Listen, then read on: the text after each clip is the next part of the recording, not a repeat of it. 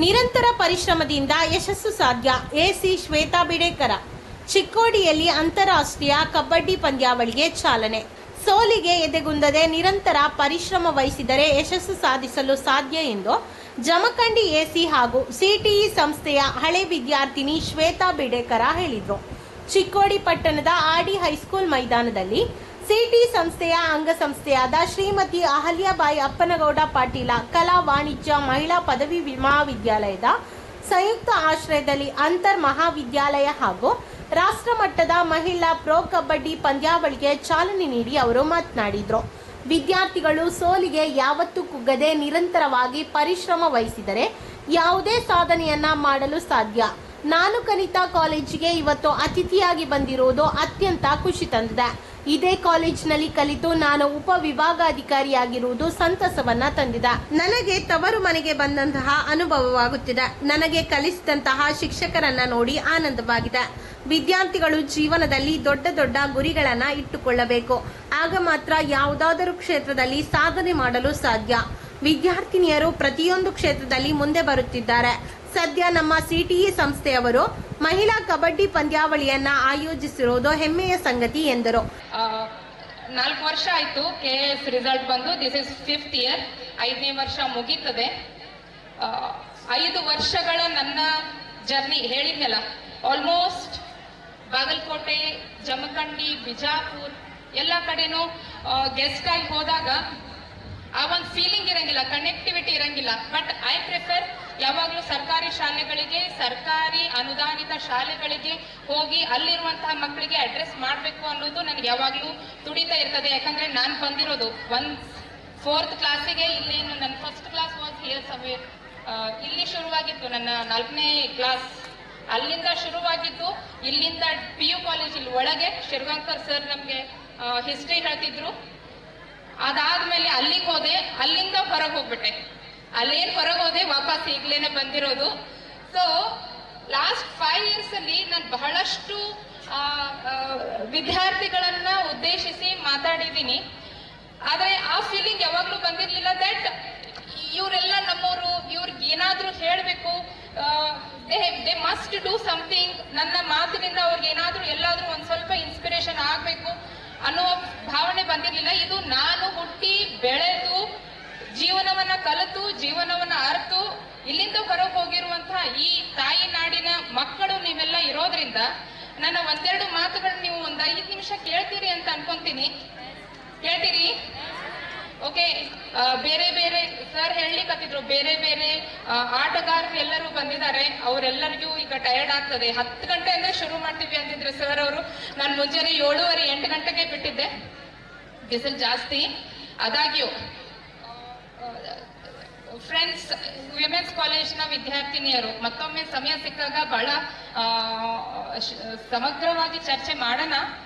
ಆದ್ರೆ ಈಗ ಕಬಡ್ಡಿ ಪಂದ್ಯಾವಳಿಗೆ ರಿಲೇಟೆಡ್ ಆಗಿ ತಮ್ಗೆಲ್ಲ ಗೊತ್ತು, ಈ ಒಂದು ಪಂದ್ಯ ಏನಿದೆ ಇದು ಸುಮಾರು 4000 ವರ್ಷಗಳ ಇತಿಹಾಸವನ್ನ ಹೊಂದಿರುವಂತಹ ಪಂದ್ಯಾವಳಿ. ಇದನ್ನ ಭಾರತದಲ್ಲಿ ಅತಿ ಹೆಚ್ಚು ನಾವು ಆಟ ಆಡ್ತೀವಿ. ಇದು ಆವಾಗಿನ ಕಾಲದಲ್ಲಿ, ಯುದ್ಧಗಳ ಕಾಲದಲ್ಲಿ ಆ ಸೈನಿಕರ ಬಲಿಷ್ಠತೆಯನ್ನ ಹೆಚ್ಚಿಗೆ ಮಾಡೋದಕ್ಕೆ ಈ ಪಂದ್ಯವನ್ನ ಆಡ್ತಿದ್ರು. ಕಬಡ್ಡಿ ಅಂತಂದ್ರೆ ತಮಿಳುನಾಡಿನ ಕೈ ಪಿಡಿ, ಕೈಯನ್ನ ಹಿಡಿ ಅಂತ ಅರ್ಥ. ಕೈ ಹಿಡಿದು ಎಳಿತೀವಿಲ್ಲ ನಾವು ಕಬಡ್ಡಿಗೆ, ಕೈ ಹಿಡಿದು ಎಳೀರಿ ಅಂತ ಅರ್ಥ. ಅದಾದ್ಮೇಲೆ ಟೈಮ್ ಬೀಯಿಂಗ್ ಅದರೊಳಗೆ ಹೊಸತನ ಬಂತು, ಕಾಯ್ದೆಗಳು ಬಂದು, ರೂಲ್ಸ್ ಬಂದು, ಅದರದೇ ಆದಂತಹ ಒಂದು ಏನು ವ್ಯಕ್ತಿತ್ವ ಬಂತು, ಅದಕ್ಕೆ ಒಂದು ಸ್ಟೇಟಸ್ ಬಂತು.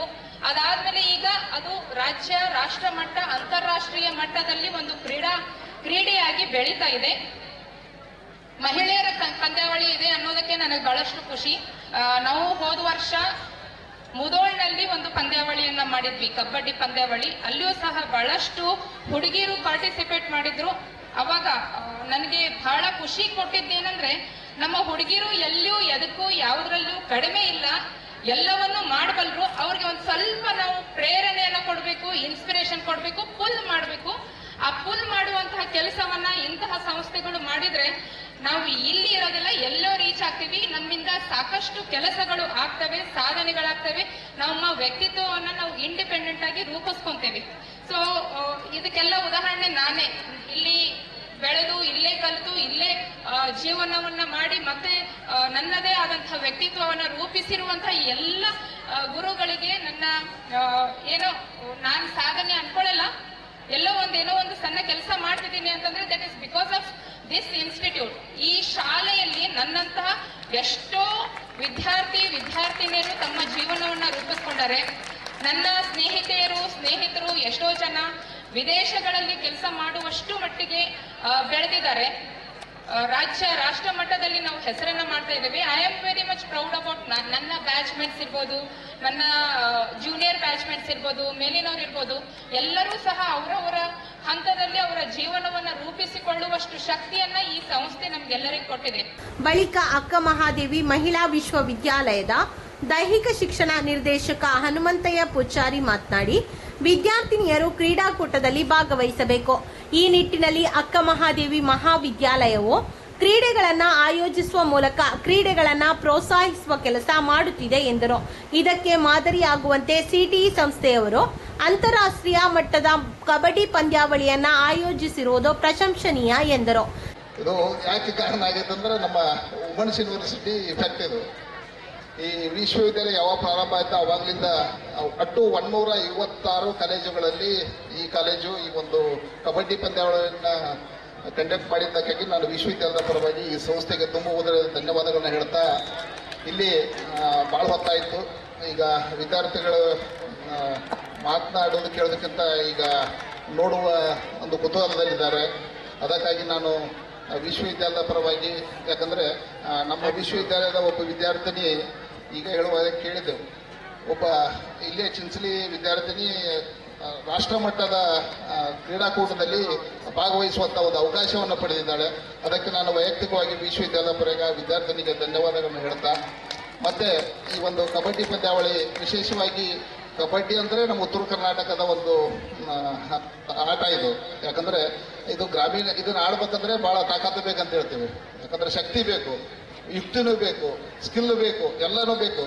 ಆ ಒಂದು ಇತ್ತೀಚೆಗಾಗಿ ಈ ಒಂದು ಕ್ರಿಕೆಟ್ ಏನು ಪ್ರಾಮುಖ್ಯತೆಯನ್ನು ಪಡೆದಿದ್ದಾರೆ, ಅದೇ ರೀತಿ ಕಬಡ್ಡಿನೂ ಪ್ರಾಮುಖ್ಯತೆಯನ್ನು ಪಡೀತಾ ಇರೋದು ಒಂದು ಒಳ್ಳೆಯ ಸಂದೇಶ ಅಂತ ಈ ಸಂದರ್ಭದಲ್ಲಿ ಹೇಳ್ತಾ, ಈ ಸಂದರ್ಭದಲ್ಲಿ ಸಿಟಿಇ ಸಂಸ್ಥೆಯ ಅಧ್ಯಕ್ಷ ಸಿಬಿ ಕುಲಕರ್ಣಿ, ಉಪಾಧ್ಯಕ್ಷ ವಿಜಯ್ ಮಾಂಜ್ರೇಕರ, ಅರುಣ ಕುಲಕರ್ಣಿ, ಸತೀಶ್ ಕುಲಕರ್ಣಿ, ಸಂಜಯ್ ಅಡ್ಕೆ, ವಿನಾಯಕ ಶೇಡ್ಬಾಳೆ, ವಿಶ್ವಕಿರಣ ಕುಲಕರ್ಣಿ, ಆಡಳಿತಾಧಿಕಾರಿ ಶ್ರೀನಿವಾಸ ಜಗೀರ್ದಾರ, ಜಂಟಿ ಕಾರ್ಯದರ್ಶಿ ಡಾಕ್ಟರ್ ಮಿಥುನ್ ದೇಶಪಾಂಡೆ, ಎನ್ವಿ ಶಿರಗಾಂವ್ಕರ ಸೇರಿದಂತೆ ಇತರರು ಉಪಸ್ಥಿತರಿದ್ದರು.